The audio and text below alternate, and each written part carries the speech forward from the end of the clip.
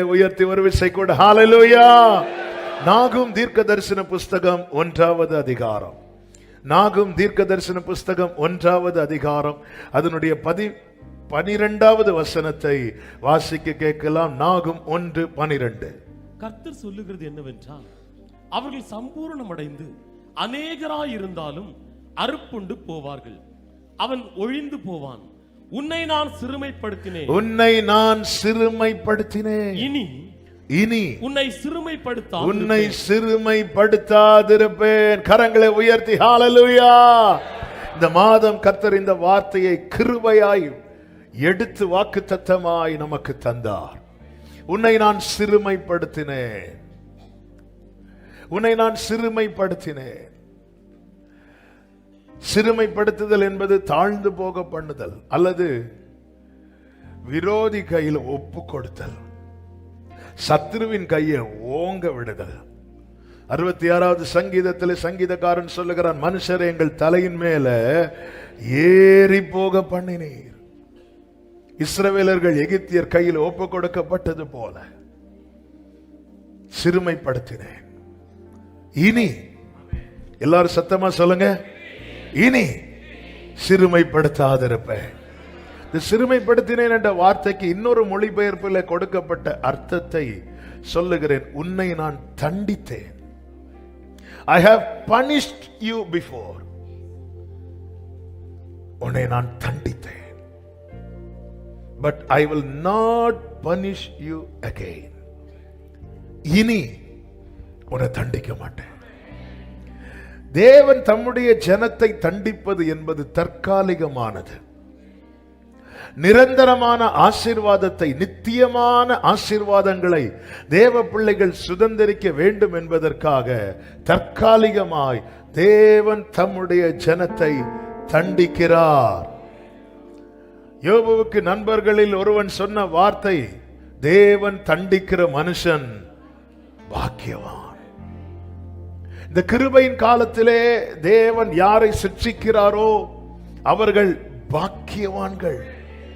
எரேமியா 30:11 தேவன் தம்முடைய ஜனத்துக்கு தீர்க்கதரிசியை கொண்டு சொன்ன வார்த்தை இப்படி இருக்கிறது. எரேமியா 30:11, உன்னை இரட்சிப்பதற்காக நான் உன்னுடனே இருக்கிறேன் என்று கர்த்தர் சொல்லுகிறார். எல்லா ஜாதிகளையும் நான் நிர்மூலமாக்குவேன்,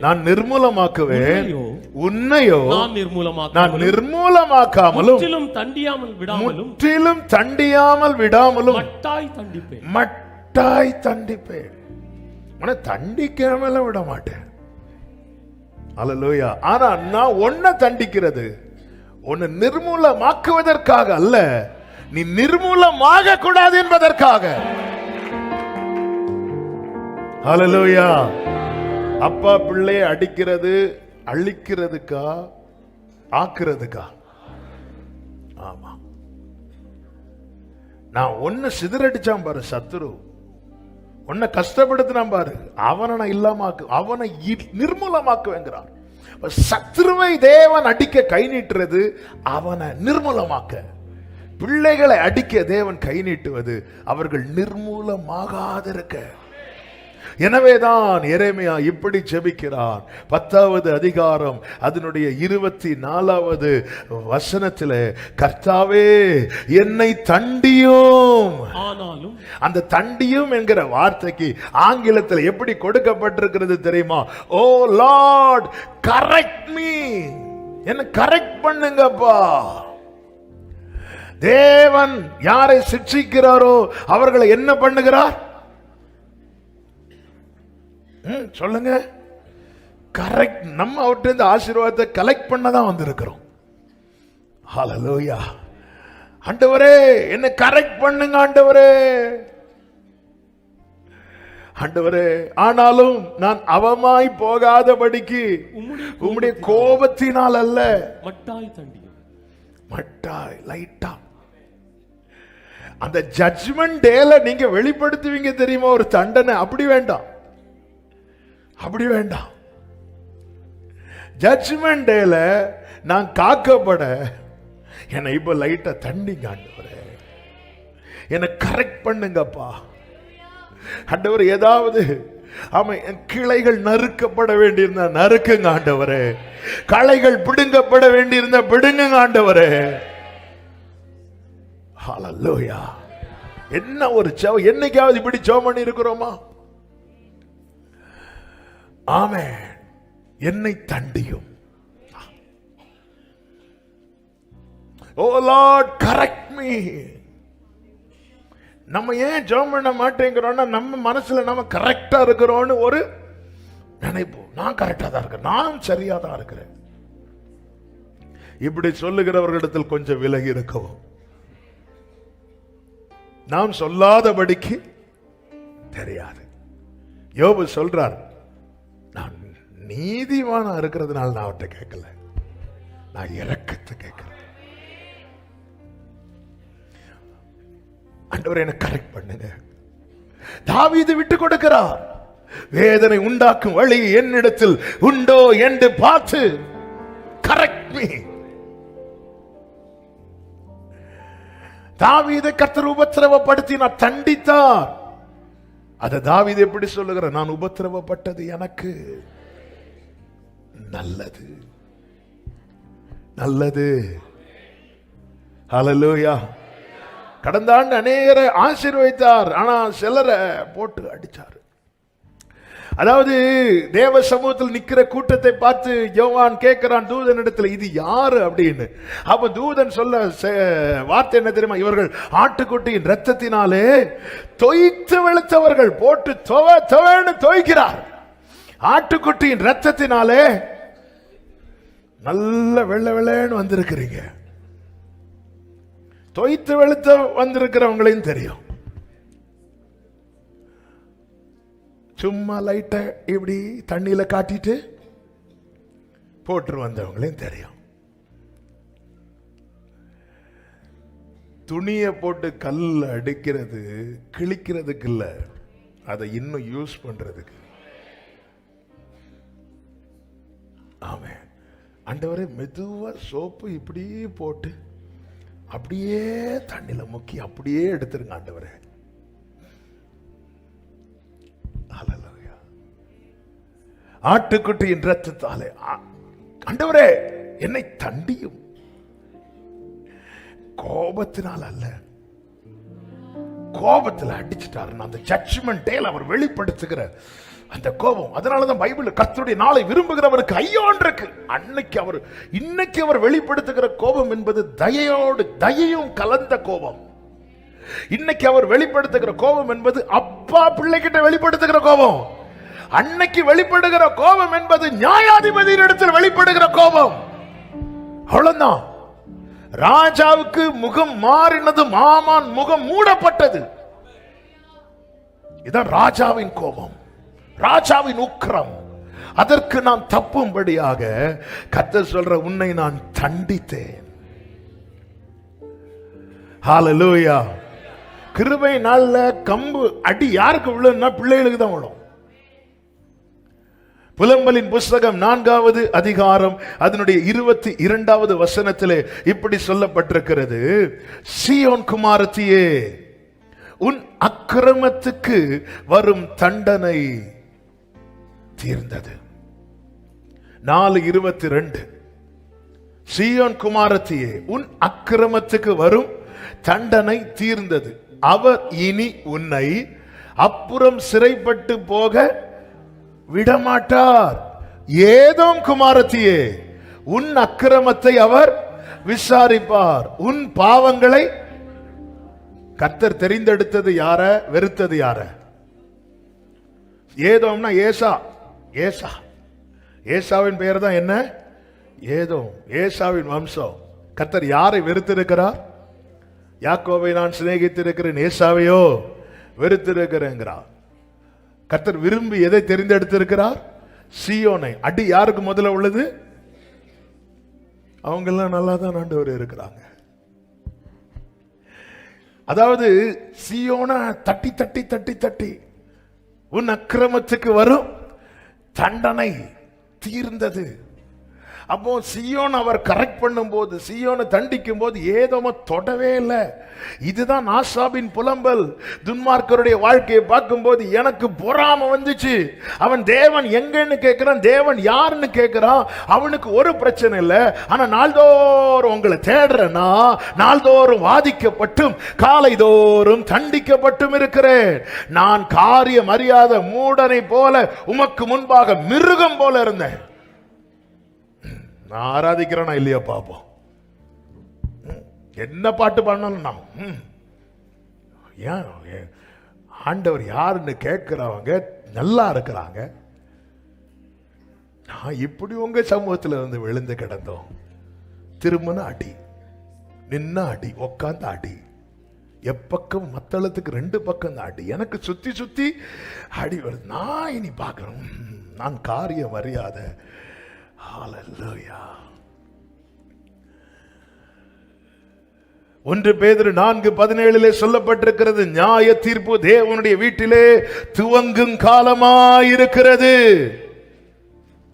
முந்தி நம்மிடத்தில் அது துவங்கினால் தேவனுடைய சுவிசேஷத்திற்கு கீழ்ப்படியாதவர்களின் முடிவு என்னமாயிருக்கும்? ஏன் சிட்சிக்கிறார்? ஏன் தண்டிக்கிறார்? அந்த நியாய தீர்ப்பு நாளிலே நாம் காக்கப்படும்படியாய், நாம் மீட்கப்படும்படியாய். எனவே ஆண்டவர் சமூகத்துல நம்பி ஜெபம் பண்ணணும். ஓ லார்ட் கரெக்ட் மீ. நம்மளை யாரும் கரெக்ட் பண்றது நமக்கு பிடிக்காது. தாவீதுக்கு அது பிடிக்கும். அதான் இருதயத்துக்கு ஏற்றவன். சவுலுக்கு அது பிடிக்காது. அதனால கத்தி எடுத்தான், தீர்க்கதரிசிகள் எல்லாம் கொன்று போட்டான். தாவீது தன்னை குத்தினான். ஓ நொறுங்குண்டு தேவனுக்கு ஏற்கும் பலிகள் நொறுங்குண்ட ஆவைதான். ஹல்லேலூயா. அதனாலதான் தாவீது பாடுகிறார், நீதிமான் என் தலையில் தயவாய் கொட்டட்டும். அதான் மட்டாய் கொட்டுங்க, லைட்டா கொட்டிருங்க. நீ லைட்டா கொட்டினா அது எனக்கு எண்ணெயை போல இருக்கும். ஓங்கி கொட்டினா எண்ணெய் போட வேண்டி இருக்கும். சிலர் கொட்டு கொட்டுன்னு கொட்டிடுவாங்க. அப்புறம் ஃபுல்லா 2 லிட்டர் எண்ணெயை போட்டுட்டு வந்து எண்ணெயும் கொண்டு வந்து பாஸ்டர் ஒன்று ஜெபம் பண்ணி தாங்க. நீதிமான் என் தலையை தயவாய் கொட்டட்டும். அவன் கொட்டட்டும்னு சொல்லி தலையை கொடுக்கிறார்ல, கொட்டுங்க. தப்புன்னா கொட்டிருங்க. ஜீசஸ் ஜீசஸ் ஹல்லேலூயா. தப்புன்னா கொட்டிருங்க. ஆமென். கர்த்தருடைய பந்தியை குறித்து சபைக்கு பவுல் ஆவியானவருடைய துணையோடு எழுதும் போது 1 கொரிந்தியர் 11வது அதிகாரத்தில் சொல்றார், நம்மை நாமே நிதானித்து. 1 கொரிந்தியர் 11:31, நம்மை நாமே நிதானித்து அறிந்தால் நாம் நியாயம் தீர்க்கப்படும். 32, நாம் நியாயம் தீர்க்கப்படும் போது உலகத்தோடே ஆக்கினைக்குள்ளாக தீர்க்கப்படாதபடிக்கு கர்த்தராலே.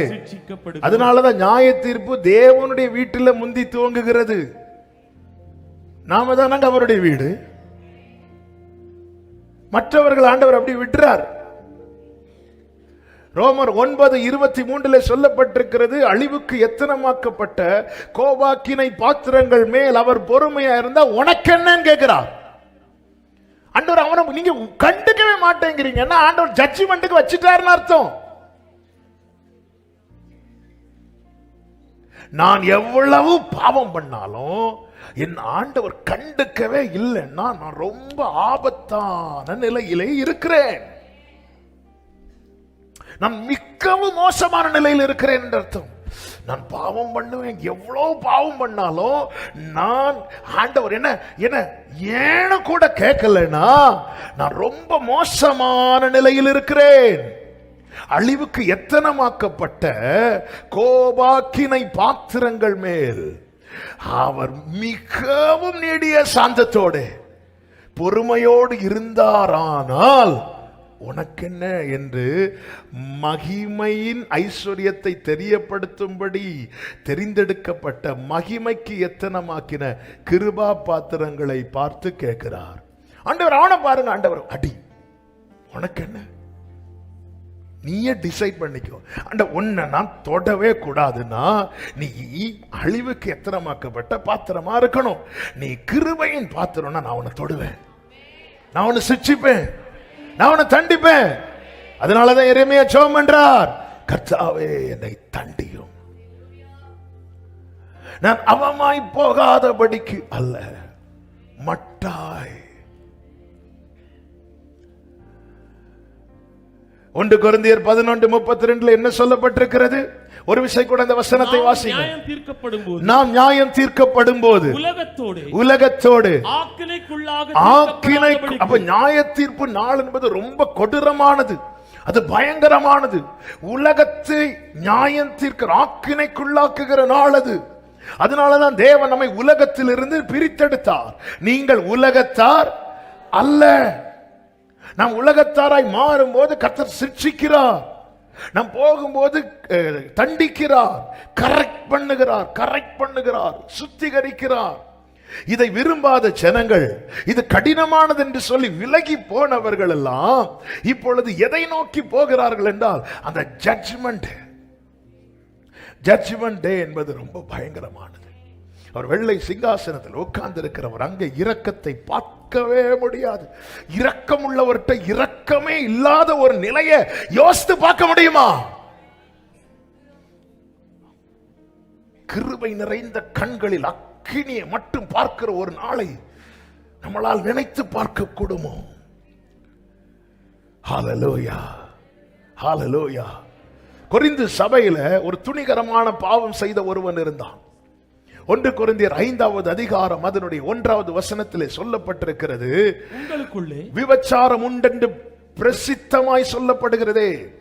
ஒருவன் தன் தகப்பனுடைய மனைவியை வைத்துக் கொண்டிருக்கிறானே, அது அஞ்ஞானிகளுக்குள்ளும் சொல்லப்படாத விபச்சாரமாயிருக்கிறது. அவன் எங்க இருக்கிறானா? சர்ச்சுக்குள்ளதான் இருக்கிறான். அவனும் யாருதான்? ரட்சிக்கப்பட்டவன் தான். அவனும் யாருதான்? ஞானஸ்நானம் எடுத்தவன் தான். அவனும் யாருதான்? அபிஷேகம் பெற்றவன் தான். ஆனா பண்ணதெல்லாம் பண்ணிட்டு எங்க வந்திருக்கிறான்? பண்ணதெல்லாம் பண்ணிட்டு சர்ச்சில் வந்திருந்தா எஸ்கேப் ஆயிரலாம் மட்டும் நினைக்காதீங்க. எல்லாவற்றையும் காண்கிறவர் அவர்.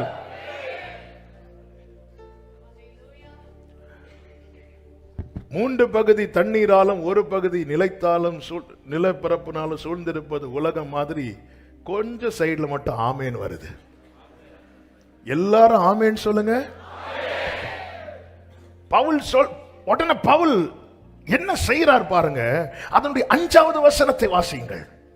அப்படிப்பட்டவனுடைய ஆவி கர்த்தராகிய இயேசு கிறிஸ்துவின் நாளிலே ரட்சிக்கப்படும்படி மாம்சத்தின் அழிவுக்காக நம்முடைய கர்த்தராகிய இயேசு கிறிஸ்துவின் நாமத்தினாலே அவனை சாத்தானுக்கு ஒப்பு கொடுக்க வேண்டும் என்று தீர்ப்பு செய்கிறேன். சாத்தான் கையில ஒப்பு கொடுத்தா என்ன ஆகும் தெரியும்ல? யோபுவை சாத்தான் கையில கர்த்தர் ஒப்பு கொடுத்தா என்ன ஆச்சுன்னு தெரியும்ல? என்ன பெரிய பனிஷ்மெண்ட் அது! ரட்சிக்கப்பட்டவனுக்கு ஏன் இவ்வளவு ஹெவியான பனிஷ்மெண்ட்? அவன் திருந்தணும்.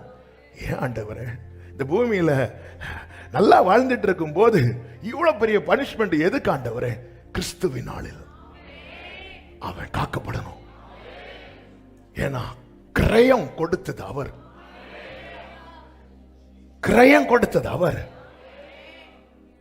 அதனாலதான் ஆமே காதுள்ளவன் கேட்க கடவன் என்று பைபிள்ல திரும்ப திரும்ப சொல்ல காரணம் என்ன தெரியுமா? இந்த சாத்தான் கையில ஒப்பு கொடுக்கிறதுக்கு முன்னாடி திருந்திரு சபையே.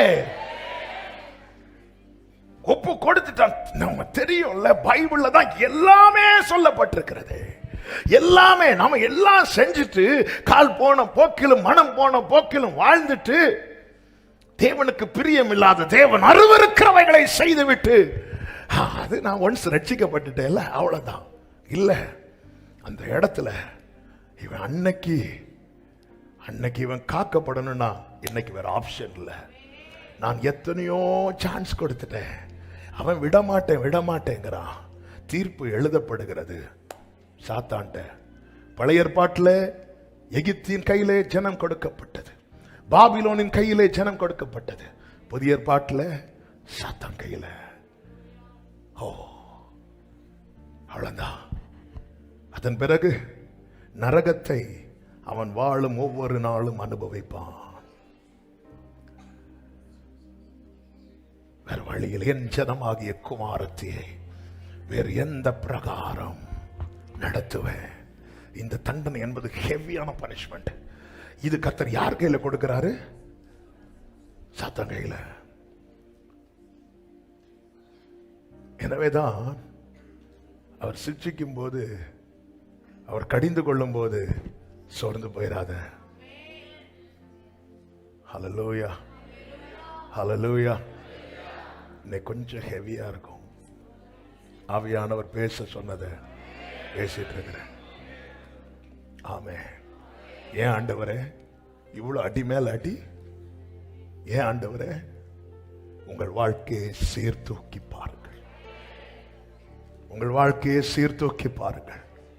வேதனை உண்டாக்கும் வழி இருக்குமானால் இந்த செய்தி வரும்போதே இருதயம் ஜெபிக்க ஆரம்பிக்கட்டும். ஓ லார்ட், கரெக்ட் மீ. வேற யார் கையிலும் கொடுத்துறாதீங்க, வேற யார் கையிலும் கொடுத்துறாதீங்க, வேற யார் கையிலும் கொடுத்துறாதீங்க. ஆமென், ஆமென். ஏன் தண்டிக்கிறார்? எதற்காக சிக்ஷிக்கிறார்? எரேமியா 31:18 இப்படி சொல்லப்பட்டிருக்கிறது, நீர் என்னை தண்டித்தீர், நான் பணியாத மாடு போல அடிக்கப்பட்டேன். நான் பணிஞ்சிருந்தேன்னா இந்த அடி விழுந்திருக்காது. நான் பணியல. நீங்க என்ன ரைட்ல போக சொன்னா நான் லெப்ட்ல போறேன், நீங்க என்ன வளைந்து கொடுக்க சொன்னா நான் நிமிர்ந்து தான் நிப்பேங்கிறேன். அதனால என்னை தண்டித்தீர், என்னை தண்டித்தீர். சும்மா எனக்கு டைம் பாஸுக்கு நான் ஒன்னு அடிக்கிறேன்பான்னு அடிக்க மாட்டார். நான் பணியல, என்னை பணிய வைக்க அவர் சிக்ஷிக்கிறார். என்னை அவருக்கு இணைந்து போக பண்ண, அவர் பக்கமா என்னை திருப்பும்படியாக. எனவேதான் ஜெபிக்கிறார், என்னை திருப்பும், அப்பொழுது திருப்பப்படுவேன். நீரே என் தேவனாகிய கர்த்தர். அப்போ கேட்கலாம், அவருக்கு பணிந்து நடக்காத எல்லாருக்கும் இப்படி செய்வாரா? எல்லாருக்கும் இப்படி செய்ய மாட்டார். 20வது வசனத்திலே சொல்லப்பட்டிருக்கிறது, எப்ராயிம் எனக்கு அருமையான குமாரன் அல்லவோ, எனக்கு பிரியமான பிள்ளை அல்லவோ. யார் அவருக்கு அருமையான குமாரனோ பிரியமான பிள்ளையோ அவன் பணியலன்னா, அவன் திரும்பலன்னா அவன் அடிக்கிறார். நீதிமொழிகள் 13:24 சொல்லப்பட்டிருக்கிறது, பிரம்பை கையாளாதவன் தன் மகனை பகைக்கிறான். பிரம்பை கையாளாதவன் தன் மகனை பகைக்கிறான். நீதிமொழிகள் 13:24 வசனம் போடுறவங்க விழிப்புடன் இருந்து வசனம் போடுங்க. ஆமென். பிரம்பை கையாளாதவன் தன் மகனை பகைக்கிறான், அவன் மேல் அன்பா இருக்கிறவனோ. இந்த வார்த்தை கவனிச்சீங்களா? அவனை ஏற்கனவே தண்டிக்கிறான். ஏன் ஏற்கனவே தண்டிக்கிறான்னா, பின்னாடி அவன் அடி வாங்கிடக்கூடாது. ஆண்டவரே, அவங்க எல்லாம் செஞ்சாங்க. சிம்பிளா சொல்லணும்னா, சின்ன பிள்ளைங்கள இருந்து வரும். ஆண்டவரே, அவங்க எல்லாம் தான் ஆண்டவரே ஸ்கூல் கட்டடிச்சு சினிமா போகணும்னு பிளான் பண்ணாங்க. நான் யோசிக்க மட்டும்தான் செஞ்சேன், விழுந்துச்சு அடி. அவங்க எல்லாம் கட்டடிச்சு சினிமாக்கு போயிட்டாங்க, நான் கட்டடிச்சு வீட்டுக்கு தான் வந்தேன். வர வழியில காலு தட்டுப்பட்டு ரத்தம். யார சொல்லிட்டு இருக்கிறாங்க? என்ன சொல்லிட்டு இருக்கிறேன்? என்ன அனுபவத்தை சொல்லிட்டு இருக்கிறேன்? என் ஃப்ரெண்ட்ஸ் எல்லாம் கட்டடிச்சு சினிமாக்கு போனாங்க. என்கிட்ட ரிக்வெஸ்ட் பண்ணாங்க, நீ இருந்தேன்னா நீ நல்லவே ஆயிடுவடா. நான் சினிமாக்கு போக மாட்டேன். நான் சொன்னேன், நான் வீட்டுக்கு போறேன். நேர வீட்டுக்கு வந்து அடி. அப்ப புரியல, இப்பதான் தெரியுது.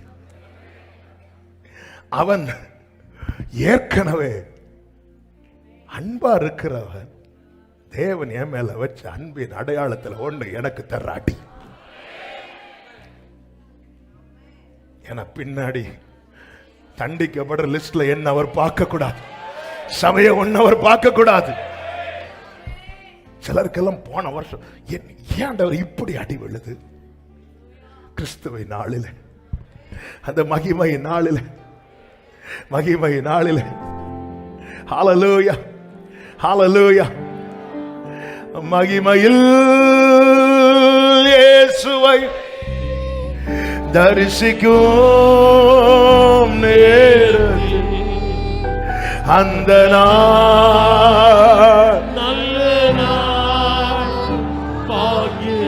கருணையே அழைப்பினா மரண நேரம் வழுகையில் சுற்றத்தார் சூழ்ந்திட பற்றுள்ளோர் பதறிட மகிமையில் இயேசுவை தரிசிக்கும் நேரத்தில் அந்த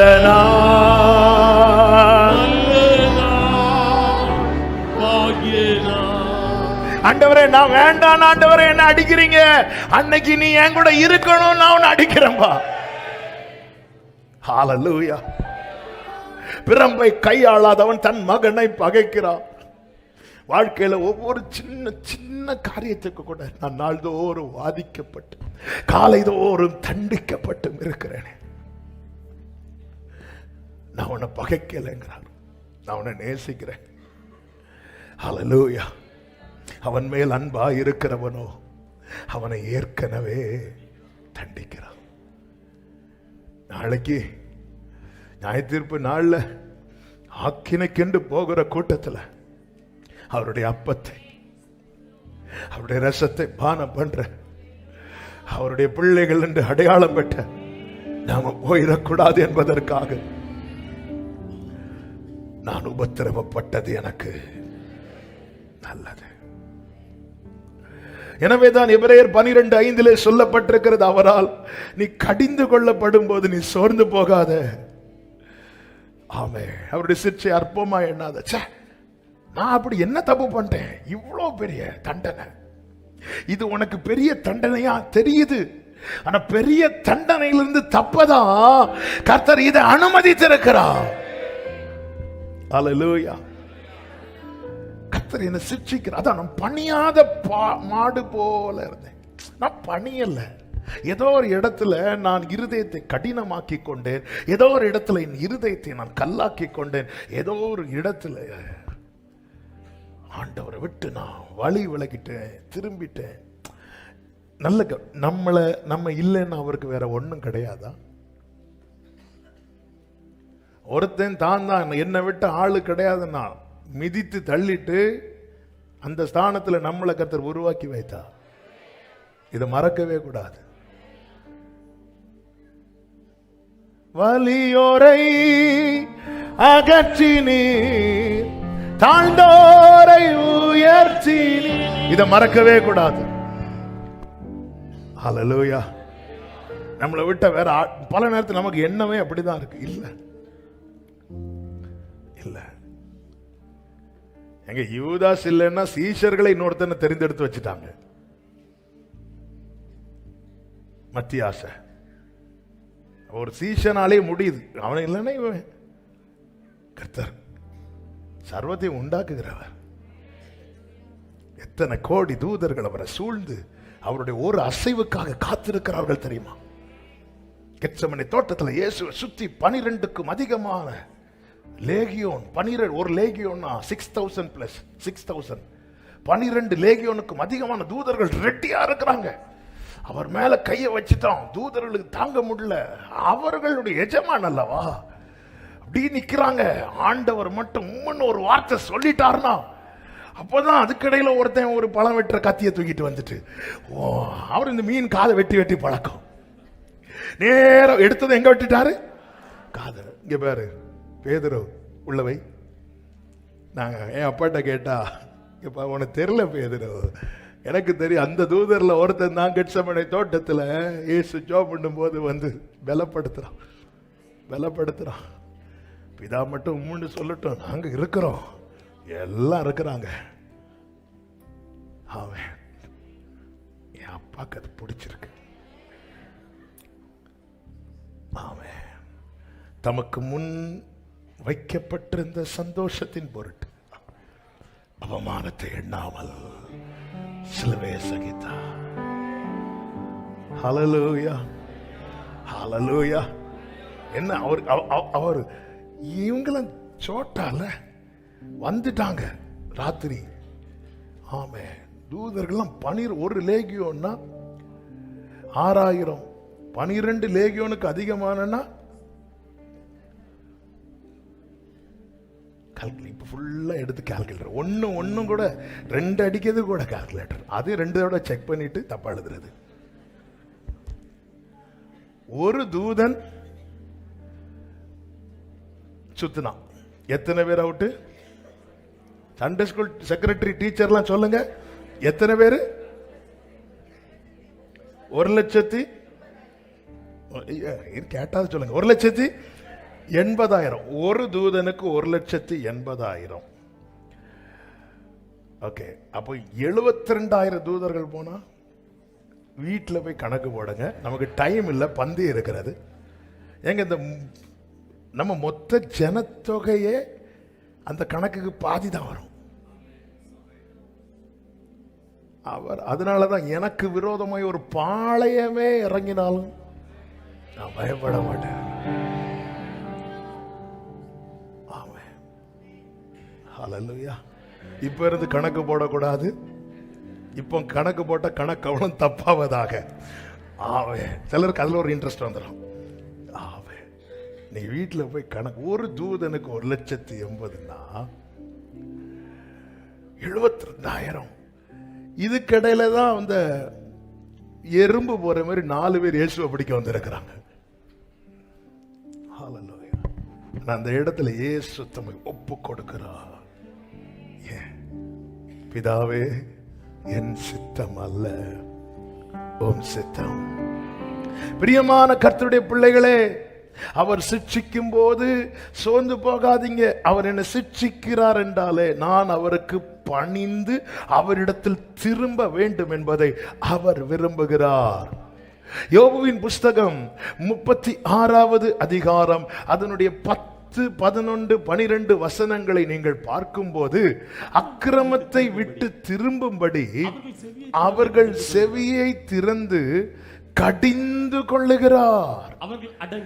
11வது வசனம், அவர்கள் அடங்கி அவரை சேவித்தார், தங்கள் நாட்களை நன்மையாகவும் தங்கள் வருஷங்களை செல்வ வாழ்வாகவும் போக்குவார்கள். என்ன வார்த்தைங்க! அவரால் சிட்சிக்கப்படுகிறான் ஒருவன், அவரால் சிறுமைப்படுத்தப்படுகிறான் என்றால் அவர் மனசுல என்ன இருக்கு தெரியுமா? இவனுடைய எஞ்சியுள்ள நாட்கள், இனி வாழப்போகிற வாழ்க்கை எப்படி இருக்கணுமா? நன்மையா இருக்கணுமா, செல்வ வாழ்வா இருக்கணுமா. என்னைக்காவது நம்ம அப்படி நினைச்சிருக்கோமா? நம்ம இருக்கிறது வரை எப்படியாவது, சில சொல்றாங்க இந்த வருஷத்தை எப்படியாவது ஓட்டிடணும். எப்படி ஓட்டுவீங்க? ஆண்டவர் சொல்ற, என் நாட்கள் நன்மையாகவும் என் வாழ்வு செல்வ வாழ்வாகவும் இருக்க விரும்பி என்னை சிட்சிக்கிறார். நான் அடங்கி நடக்கணும். நான் அடங்கலைன்னா 12வது வசனத்திலே சொல்லப்பட்டிருக்கு, அடங்கார்களே ஆகில் பட்டயத்துக்கு இரையாகி ஞானம் அடையாமல் மாண்டு போவார்கள். அப்ப சிட்சையில திருந்துறவனும் உண்டு, சிட்சையில அடங்குறவனும் உண்டு, அடக்கம் பண்ணப்படுகிறவனும் உண்டு. அவனை சொன்ன என்ன கொஞ்சம் ஹெவியா இருக்கணும். சிட்சையில அடுத்து முதல் உள்ளது அநேகர் சொல்லிட்டீங்க, அடுத்து உள்ளது இன்னொரு ஆளுக்கு. எல்லாமே நம்மளே சொல்லிட்டு இருந்தா எப்படி? அதனாலதான் கர்த்தர் சிட்சிக்கிறது. என் வாழ்க்கையில் ஒரு அடி விழுந்து முதல்ல நான் என்ன பார்க்கணும்னா, என்ன பார்க்கணும்? முதல்ல என்ன பார்க்கணும்? என்ன பார்க்கணும்? ஆமென். ஏசா பிரச்சனை சால்வ் ஆனது கர்த்தர் ஏசாவை தொட்டதுனால இல்ல, கர்த்தர் யாக்கோபை தொட்டதுனால. என்ன பார்க்கணும் தேவ சமூகத்தில். அதுக்கப்புறம் நம்மை நாமே நிதானித்து அறிந்தால், நான் என்ன ஆண்டவரே, நான் எதுல விட்டுட்டேன், நான் எதுல கோட்டை விட்டுட்டேன்.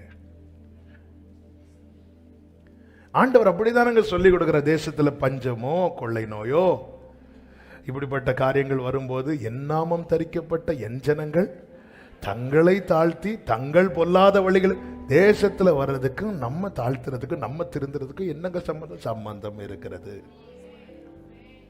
நம்மை தான் கர்த்தர் சபையாய் வைத்திருக்கிறார். நீதிமான் நன்றாயிருந்தால் பட்டணம் கழிவுறும்.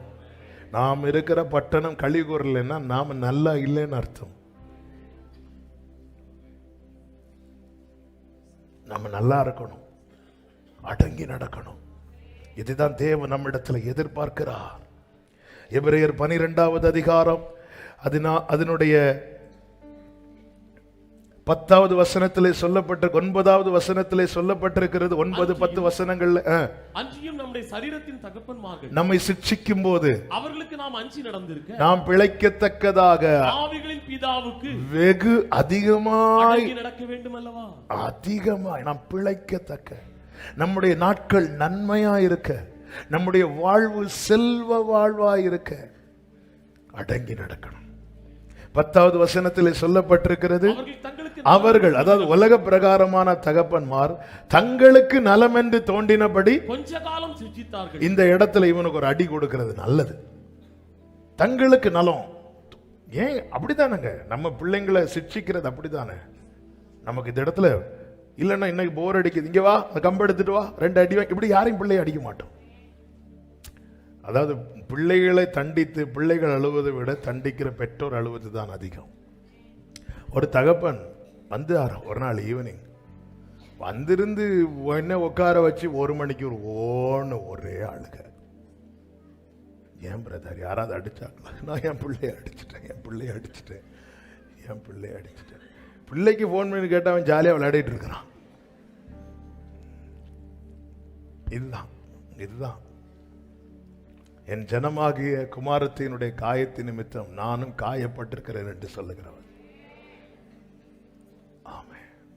இவரோ தம்முடைய பரிசுத்தத்துக்கு நாம் பங்குள்ளவர்கள் ஆகும்படி நம்முடைய பிரயோஜனத்துக்காகவே நம்மை சிட்சிக்கிறார். ஏன் நல்லதுக்காக. அப்பா அடிச்சா அம்மா சால்வ் பண்ணுவாங்க, அம்மா அடிச்சா அப்பா சால்வ் பண்ணுவாங்க. எப்படி சால்வ் பண்ணாங்க? உன் நல்லதுக்கு தானடா, உன் நல்லதுக்கு தானம்மா. ஆவியானவர் தேற்றரவாளன் சில நேரத்தில் பரலோக தகப்பன் சிட்சிக்கும் போது ஆவியானவர் வந்து போட்டுறா விடுறா, உன் நல்லதுக்கு தானே, உன் நல்லதுக்கு தானே. சிட்சையில் அடங்கி நடக்க பழகுவோம். இல்ல நான் என் வழியை மாற்ற மாட்டேன், என் பாதையை நான் மாற்ற மாட்டேன் என்றால் இந்த சிட்சை வந்து குறையாது. இந்த சிட்சை தற்காலிகமானதாய் மாறாது, அது நித்தியமானதாய் மாறிவிடும் என்பதை ஆவியானவர் சபைக்கு எச்சரிக்கிறார். எரேமியா 15வது அதிகாரம் அதனுடைய 17வது வசனத்தில் இப்படி சொல்லப்பட்டிருக்கிறது. ஆமென். 18வது வசனம் என் நோவு நித்திய காலமாகவும் காயம் ஆறாத கொடிய புண்ணாகவும் இருக்கும். இன்னைக்கு அநேகருடைய புலம்பல் இதுதான். இங்க மட்டாய் தண்டிக்கிறீங்கன்னு சொல்றீங்க, ஆனா ஏன் என் வேதனை அது பெர்மனண்டா, இது இவனுக்கு தான், இது என்னையும் கொண்டுதான் போகுங்கிற நிலைமைக்கு என் நோவு நித்திய காலமாகவும் என் காயம் ஆறாத கொடிய புண்ணாகவும் இருப்பானேன். அப்படி இருக்க காரணம் என்ன? லேவியராகமம் 26வது அதிகாரம் அதனுடைய 23, 24 வசனங்களிலே இப்படி சொல்லப்பட்டிருக்கிறது. நான் செய்யும் தண்டனையினால் நீங்கள் குணப்படாமல் எனக்கு எதிர்த்து நடந்தால் நான் உங்களுக்கு எதிர்த்து நடந்து பாவங்களின் நிமித்தம் ஏளத்தனையாய் வாதித்து. நீங்க அந்த 26வது அதிகாரம் வீட்டுல போய் ஃபுல்லா படிங்க, திரும்ப திரும்ப இதுதான் சொல்லுவார். கவனிங்க, சத்துரு அக்கினிய 7 மடங்கு அதிகமாக்குனா கர்த்தர் வந்து காப்பாற்றுவார். கர்த்தர் வாதைய 7 மடங்கு அதிகமாக்குனா யார் வந்து காப்பாற்றுவார்?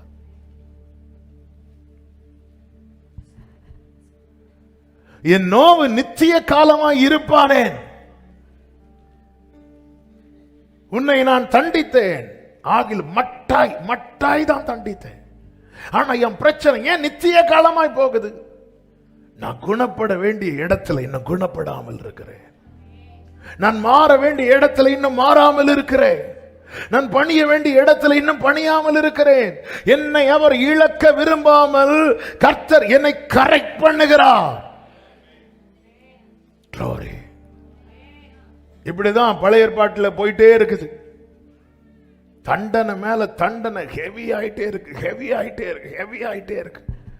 அப்போ ஏழத்தனையா அப்ப ஏழத்தனையா ஒரு அடியிலேயே தாங்க முடியல.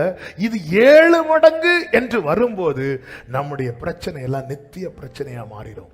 நம்முடைய வேதனை நித்திய கால வேதனையாய் மாறிவிடும். நித்திய கால வேதனையாய் மாறிவிடக் கூடாது என்பதற்காக அதற்கு ஒரே ஒரு சொல்யூஷன் தான் இருக்கிறது. என்ன சொல்யூஷன்? இத்தனை தண்டனைகளையும் வேறொருவர் ஏற்றுக்கொள்ள வேண்டும். அப்படி இந்த பூமியில யாராவது ஏற்றுக்கொள்வாங்களான்னு பார்த்தா எல்லாம் நம்மளை விட மோசமா இருக்கிறான். அப்பொழுதுதான் பிதாவாகிய தேவன் தம்முடைய குமாரனாகிய கிறிஸ்துவை இந்த பூமியிலே தந்தருளினார். தந்தருளி என்ன செய்தார்? எஸ்ஐயா 53வது அதிகாரம் அதனுடைய 10வது வசனத்திலே இப்படி சொல்லப்பட்டிருக்கிறது. கர்த்தரோ அவரை நொறுக்க சித்தமாகி அவரை பாடுகளுக்கு உட்படுத்தினார். ஹல்லேலூயா, ஹல்லேலூயா, ஹல்லேலூயா. அவர் நம்முடைய பாவங்களுக்கு தக்கதாய் நமக்கு செய்யாம 103:10 சொல்லப்பட்டிருக்கிறது சங்கீதம். பாவங்களுக்கு தக்கதாய். ஏன்னா பாவங்களுக்கு தக்கதாய்னா 7 மடங்கு. எல்லாரும் சொல்லுங்க, 7 மடங்கு. அவர் இமைப்பொழுது முகத்தை மறைச்சாலே மலை போல நம்பி இருக்கிறவங்க, பர்வதம் போல நம்பி இருக்கிறவங்க எல்லாம் நம்ம விட்டு விலகிறாங்க. அதுதானே கர்த்தர் சொல்றார். மலைகள் விலகினாலும், மலை ஏன் விலகுச்சு? அவர் லைட்டா கண்ணை மூடினார், தூக்கிட்டு போயிட்டான். என்ன சூழ்ந்திருந்த எனக்கென்று இருந்த சிறுமைப்பட்டவளே, பெருங்காற்றில் அடிப்பட்டவளே, தேற்றரை வட்டவளே, இதெல்லாம் ஏன் ஆச்சு? அவர் இமைப்பொழுது லைட்டா கையை விட்டார். லைட் அவர் ஒரு செகண்ட் கையை விட்ட என் வாழ்க்கையில் அத்தனை புயலும் அடிக்கும். அவர் ஒரு செகண்ட் கையை விட்டுட்டார், என் வாழ்க்கையில் எல்லாம் நஷ்டமாகும். ஆமே ஆமே. அவர் பார்த்தார், இந்த தண்டனை 7 மடங்கு அதிகமாச்சுன்னா இவன் இல்லாம போயிடுவான். ஆனால் அவர் நீதி உள்ளவர் அல்லவா, நீதியை நிறைவேற்றுகிறவர் அல்லவா. அப்ப எனக்கு நீதி என்ன? எனக்கு நீதின்னு பார்த்தா என் மேல 7 மடங்கு தண்டனை வரணும். அதனால இயேசு எனக்கு நீதியாய் வந்து என் மேல் விழும் ஆக்கினை அவர் மேல் விழ பண்ணி, பிதாவோ அவரை நொறுக்க சித்தமாகி. ஹல்லேலூயா, ஹல்லேலூயா. ஆண்டவர் இப்ப கேட்கிறா, என்ன பார்த்து நீ மாற மாட்டியான்னு. ஆமென். நாம் நீதிமான்களாகும்படி பாவம் அறியாத அவர் நமக்காக பாவமாக்கப்பட்டார். என்னை ஏன் துன்பப்படுத்துற? பவுல்கிட்ட கேட்கிறார், ஏன் துன்பப்படுத்துற? ஏன்னா ட்ராக் மாதிரி ஓடிட்டு இருக்கிறான். நான் ட்ராக் மாதிரி ஓடினா என்னதான் பைபிள் ஃபுல்லா படித்தவன் பவுல். நான் பைபிளை ஃபுல்லா தெரிஞ்சாலும் ட்ராக் மாதிரி ஓடுனா என்னை சந்திக்கும் நாளில் இயேசு சொல்லுவார், என்னை ஏன் துன்பப்படுத்தின? என்னை ஏன் துன்பப்படுத்தின? பவுல் புரிந்து கொண்டான், நான் என்ன செய்ய சித்தமா இருக்கிறேன். இப்பொழுது கர்த்தர் சொல்லுகிறார், நீ தமஸ்குவுக்கு போ, அங்க நான் உனக்கு சொல்லுவேன். வெயிட் பண்றான், கேட்கிறான், புறப்படுறான். வெயிட் பண்றான், கேட்கிறான், புறப்படுறான். வெயிட் பண்றான், கேட்கிறான், புறப்படுகிறான். இதுதான் பவுல் லைஃப். பவுலுடைய வாழ்க்கை. காத்திருக்கிறான், கேட்கிறான், புறப்படுகிறான், காத்திருக்கிறான், கேட்கிறான், புறப்படுகிறான். அப்படி புறப்பட்டவன் சொல்லுகிறான், நல்ல போராட்டத்தை போராடினேன், ஓட்டத்தை முடித்தேன், விசுவாசத்தை காத்துக்கொண்டேன், இது நிமித்தம் நீதியின் கிரீடம் எனக்கு வைக்கப்பட்டிருக்கிறது. நான் ஆகாதவனாய் ஓடிடக்கூடாது. அதனாலதான் நான் மாம்சத்தோடு இரத்தத்தோடு யோசனை பண்ணாமல் ஆண்டவர் சமூகத்தில் இயேசுவே அதை எனக்கு வெளிப்படுத்தினார். பிரியமான கர்த்தருடைய பிள்ளைகளே, பல நேரத்தில் நமக்கு தோணும், என்னை ஏன் இப்படி நடத்துறார்? அந்த நித்தியத்தை நாம் இழந்து விடக்கூடாது. ஓட்டம் தாறுமாறாய் ஓடி முடியக்கூடாது. நம்முடைய போராட்டம் நல்ல போராட்டமாய் இருக்க வேண்டும். பாரத்தையும் பாவத்தையும் தள்ளி ஓடுகிற ஓட்டமாய் இருக்க வேண்டும். தேவ பிள்ளைகள் நோக்க வேண்டிய ஒரே திசை சிலுவையிலே நமக்காய் அடிக்கப்பட்ட இயேசுவிடம் மாத்திரமே. என் மேல் என் பாவம், அது என் பாவம், அந்த ஆணி என் கையில் அடிக்க வேண்டியது. நான் அன்னைக்கு பணிஞ்சிருந்தேன்னா, நான் அன்னைக்கு விட்டு கொடுத்திருப்பேன்னா இது வந்திருக்காது. என் பாவம் என் மேல் ஏளத்தனையாய் விழ வரும்போது அவர் கழுத்தை கொண்டு கொடுத்துட்டார். அந்த சிலுவையை என் மேல வச்சிருங்க, அந்த ஆணியை என் கையில் அடிச்சிருங்க, அந்த முள்ளை என் தலையில வச்சிருங்க, என் பிள்ளைய விட்டுருங்க. கெத்செமனே தோட்டத்தில் இருந்த இயேசுவின் செயல்கள் அப்படிதான் இருந்துச்சு. நீங்க யாரை தேடுறீங்க? நான் தான், இவங்களை விட்டுருங்க. இப்படிதான் சொல்லுவாங்க, நான் தான், என்னை பிடிச்சுக்கோங்க, இவங்களை விட்டுருங்க, இவங்களை விட்டுருங்க. இன்னைக்கு அவர் பிதாவின் வலது பாரிசத்தில் இருந்து பரிந்து பேசிக் கொண்டிருக்கிறார். ஹல்லேலூயா. அந்த கிருபையினாலே நாம் மீட்கப்பட்டோம். அந்த கிருபையினாலே நம்மிடத்தில் எதிர்பார்க்கிறது என்ன? ஒன்னே ஒண்ணுதான், இயேசுவை நோக்கி, இயேசுவை நோக்கி. ஹல்லேலூயா. கண்களை மூடி தேவ சமூகத்தில் அர்ப்பணிக்கலாம். இயேசுவின் பின்னே போக துணிந்தே, இயேசுவின் பின்னே போக துணிந்தே, இயேசுவின் பின்னே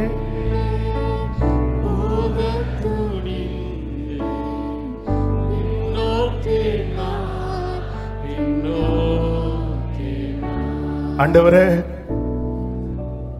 என் வாழ்க்கை, என் வாழ்க்கை கிறிஸ்துவின் நுகமே அன்றி வேற எந்த நுகமும் என் மேல ஏறக்கூடாது. ஒரு உண்மையான அர்ப்பணிப்பு, உண்மையான அந்த பாடலை இருதயத்திலிருந்து பாட விரும்புறவங்க, அர்ப்பணிக்கிறவங்க, முடிந்தால் முழங்கால் படிக்கிட்டு, சேர்ல இருக்கிறவங்க அப்படியே உட்காந்துக்கோங்க, முடிந்தால் முழங்கால் படிக்கிட்டு உங்க வலது கரத்தை உயர்த்தி இடது கரத்தை இருதயத்தில் வச்சு ஒரு வார்த்தை ஆண்டவர்கிட்ட பேசிருங்க, பேசிருங்க. உன் பாவத்துக்கு தக்க நான் உன்னை அடிச்சிருந்தா நீ எங்க இருப்ப தெரியுமா? இப்போ உன் மீறலுக்கு தக்க நான் உன்னை செஞ்சானா? இல்ல. அப்ப அந்த தண்டனை எங்க போச்சு? அது என் மேல விழுந்துச்சுப்பா. உனக்கும் எனக்கும், உங்களுக்கும் எனக்கும் சமாதானத்தை உண்டு பண்ணும் ஆக்கினை அவர் மேல. பிதாவோ அவரை நொறுக்க சித்தமாகி, குற்றமில்லாதவர் இந்த குற்றம் உள்ளவனுக்காக அடிக்கப்பட்டார். பாவம் அறியாதவர் இந்த மாபெரும் பாவிக்காக காயப்பட்டார். ஆண்டவர் கேட்கிற, இனி நீ பணிய மாட்டியான்னு கேட்கிறார். இன்னொன்னு அடிபடணுமான்னு கேட்கிறார். பணிகிறேன் ஆண்டவரே, நான் திரும்பின பின்பு மனஸ்தாபப்பட்டு கொண்டிருக்கிறேன்.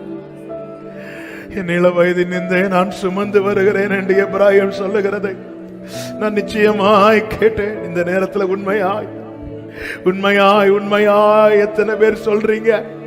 ஆண்டவர் அதை கேட்கிறார். ஆண்டவர் அதை கேட்கிறார். என கேட்கிற வாலிப சகோதரா, வாலிப தங்கச்சி, பெரியவர்களே, அந்த நியாய தீர்ப்பின் நாளிலே, அந்த கிறிஸ்துவின் நாளிலே நாம் காக்கப்படும்படி, நாம் மீட்கப்படும்படியாக இந்த நாளிலே தேவன் நம்மோடு உணர்த்துகிற காரியத்துக்கு நாம் பணிந்து அவரிடத்தில் திரும்புவோமானால், கர்த்தர் சொல்லுகிறார், இனி உன்னை நான் தண்டிக்க மாட்டேன். நம்ம மேல அன்பா இருக்கிறதுனாலதான் முந்தி தண்டிக்கிறேன். பிந்தி வரும் தண்டனை நீ தாங்கிட மாட்ட. பிந்தி வரும் தண்டனை உன்னால நிக்க முடியாது. நீ நஷ்டமாயிருவ. அதனால உன்னை முந்தி தண்டிக்கிறேன். அர்ப்பணிப்போடு இயேசுவின் பின்னே போக துணிந்தே, இயேசுவின் பின்னே இயேசுவின் பின்னே பின்னோக்கே நான் ஆமென். உலகமென் பின்னே உலகமென். இந்த வார்த்தை உண்மையா சொல்லுங்க தீர்மானத்தோடு. Glory.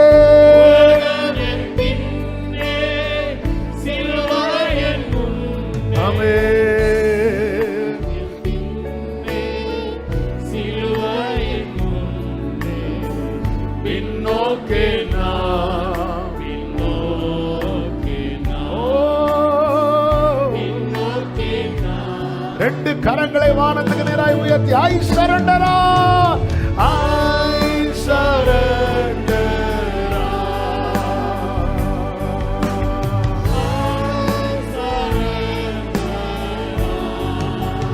all to thee my, all to thee my blessed Savior. பாடுங்கள் அர்ப்பணிக்கின்றேன்,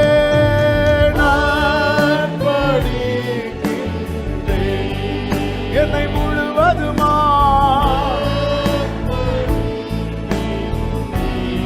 ஆவி ஆத்மா தேகம் யாவோ, ஆவி ஆத்மா தேகம் யாவோ. ஒரு விசை கூட அர்ப்பணிக்கின்றேன், என்னை முழுவதுமாகவே. Hallelujah. ஆவி ஆத்மா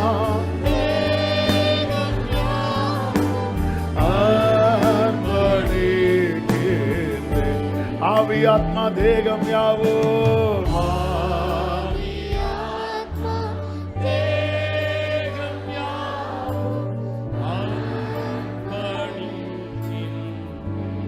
பணிந்து அர்ப்பணிக்கிறோம். பணியாத மாடு போல இனியும் காணப்படாதபடிக்கு அர்ப்பணிக்கிறோம். தாழ்த்தி எங்களை தாழ்த்தி உங்க பாதத்துல வைக்கிறோம். விட்டுறாதீங்கப்பா, நடத்துங்கப்பா. ஒவ்வொருவரை ஆட்கொண்டு நடத்தும். நீர் வரும் நாளில் உமக்கு உகந்தவர்களாக ஒரு மணவாட்டி மணவாளனை எதிர்கொண்டு காத்திருப்பது போல உங்க சமூகத்துல காத்திருக்க கிருபை தாரும்.